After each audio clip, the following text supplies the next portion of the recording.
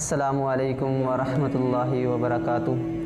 نحمدہ ونصلی ونسلم علی رسولہ الکریم، اما بعد۔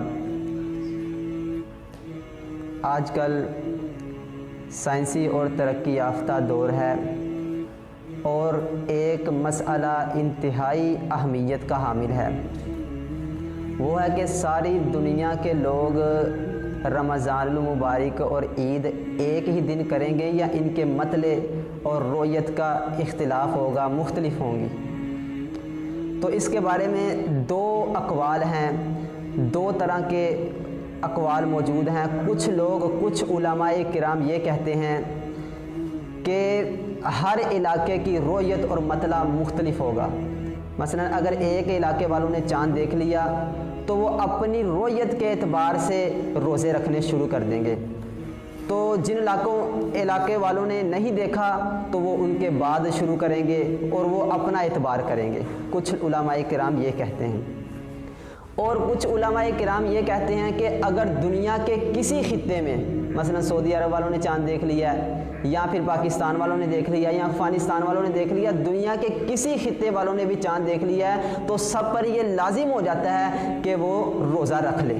کچھ علماء کرام یہ کہتے رہ جاتے ہیں، لیکن راجح موقف جو دلائل کے ساتھ ثابت ہے وہ پہلا موقف ہے کہ ہر علاقے کی رؤیت اور مطلع جون سا ہے وہ علیحدہ ہوتا ہے، اور ایک دوسرے کا مختلف، دونوں جون سے ہیں وہ مختلف ہوتے ہیں۔ یہ راجح اور درست موقف ہے۔ اس کے بارے میں آپ کے سامنے میں دو دلائل پیش کروں گا۔ سب سے پہلے کہ صحیح المسلم کی 2528 نمبر حدیث ہے، قریب جو عبداللہ بن عباس رضی اللہ تعالیٰ عنہ کے غلام ہیں، اور عبداللہ بن عباس رضی اللہ تعالیٰ عنہ کی بیوی ام الفضل بنت حارث رضی اللہ تعالیٰ عنہ، انہوں نے قریب کو شام کے اندر کسی کام کے لیے بھیجا۔ قریب شام کے اندر گئے، ان کا کام کیا، تو وہاں رمضان المبارک کا چاند طلوع ہو جاتا ہے۔ تو وہ کہتے ہیں کہ ہم نے رمضان المبارک کا چاند جمعے کی رات دیکھا، اور ہفتے والے دن ان کا پہلا روزہ تھا۔ وہ کام مکمل کیا انہوں نے، اور جب رمضان کا اختتام تھا، آخری دن تھے، وہ مدینہ طیبہ تشریف لے آئے جہاں عبداللہ بن عباس رضی اللہ تعالیٰ عنہ رہتے تھے۔ عبداللہ بن عباس رضی اللہ تعالیٰ عنہ نے قریب سے پوچھا کہ بھائی تم نے شام کے اندر کس دن چاند دیکھا تھا؟ تو قریب کہتے ہیں کہ ہم نے تو جمعے کی رات دیکھ لیا تھا اور ہفتے والے دن ہمارا پہلا روزہ تھا۔ تو عبداللہ بن عباس نے قریب سے کہا کہ بھائی واقعی تو نے دیکھا ہے؟ کہتے ہیں ہاں میں نے دیکھا ہے، لوگوں نے روزے رکھے ہیں، اور امیر معاویہ رضی اللہ تعالیٰ عنہ نے بھی روزہ رکھا ہے۔ تو عبداللہ بن عباس رضی اللہ تعالیٰ عنہ اس پر کہنے لگے کہ ہم نے تو ہفتے کی رات چاند دیکھا ہے اور ہم نے اتوار کو پہلا روزہ رکھا ہے۔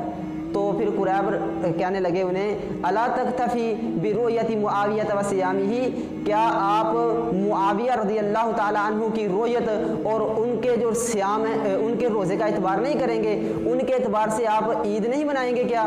تو عبداللہ بن عباس رضی اللہ تعالیٰ عنہ کہنے لگے نہیں، بلکہ ہم تو اپنی رؤیت کا اور اپنے مطلع کا اعتبار کریں گے، اور اپنی گنتی ہم 30 مکمل کریں گے، الا کہ اگر چاند پہلے نظر آ جائے۔ تو پھر کہنے لگے ہاکذا امرنا رسول اللہ صلی اللہ علیہ وسلم، عبداللہ بن عباس کہتے ہیں کہ اسی طرح ہمیں رسول اللہ صلی اللہ علیہ وسلم نے حکم دیا ہے۔ تو اس حدیث سے واضح طور پر معلوم ہو جاتا ہے کہ ہر علاقے کا ایک اپنا مطلع اور اپنی رؤیت ہوتی ہے۔ مثلا اگر سعودی عرب والے پہلے چاند ہم سے دیکھ لیتے ہیں اور پہلے عید کر لیتے ہیں تو وہ غلط کام نہیں کر رہے، بلکہ وہ شریعت کے مطابق ہی کام کر رہے ہیں۔ اور اگر پاکستان والے یہ بعد میں روزہ رکھتے ہیں اور بعد میں عید کرتے ہیں تو یہ بھی شریعت کے مطابق ہی کر رہے ہیں۔ اور دوسری دلیل جو اس مسئلے کے متعلق دی جاتی ہے کہ ہر علاقے کا مطلع اور رؤیت وہ مختلف ہوتی ہیں، وہ یہ کہ رسول اللہ صلی اللہ علیہ وسلم نے مدینہ میں آپ 10 محرم کا روزہ رکھا کرتے تھے، اور آپ نے فرمایا کہ لئن بقیت الی قابل لأصومن التاسعہ، اگر میں اگلے سال زندہ رہا تو میں 9 کا رکھوں گا۔ تو آپ جو روزہ رکھتے تھے 10 محرم کا وہ اہل حجاز اور سعودی عرب کے علاقے کی تاریخ کے اعتبار سے تھا، نہ کہ ابراہیم علیہ السلام کے مسکن اور جہاں ان کی رہائش تھی اس علاقے والوں کی جو 10 محرم ہے اس تاریخ کے اعتبار سے نہیں تھا، اور نہ ہی موسیٰ علیہ السلام جس علاقے میں رہتے تھے اور 10 محرم جو ان کے علاقے کی جو تاریخ بنتی تھی اس تاریخ کے اعتبار سے نہیں تھا، بلکہ نبی صلی اللہ علیہ وسلم اپنی رویت اور اپنے مطلع کے اعتبار سے 10 محرم کا روزہ رکھتے تھے۔ تو یہ اگر ہر علاقے والوں کو ان کا اپنا ہی مطلع ان کے لیے معتبر ہوگا تو ہمیں چاہیے کہ ہم اس سے اختلاف سے بچیں، نہ کہ اگر کوئی ہم سے پہلے عید کر لیتا ہے تو ہم اسے ہمیں غلط نہیں کہنا چاہیے اسے، اور اگر کوئی ہم سے بعد میں کرتا ہے تو نہ ہمیں انہیں غلط کہنا چاہیے۔ اللہ تعالی ہمیں اس پر عمل کرنے کی توفیق عطا فرمائے۔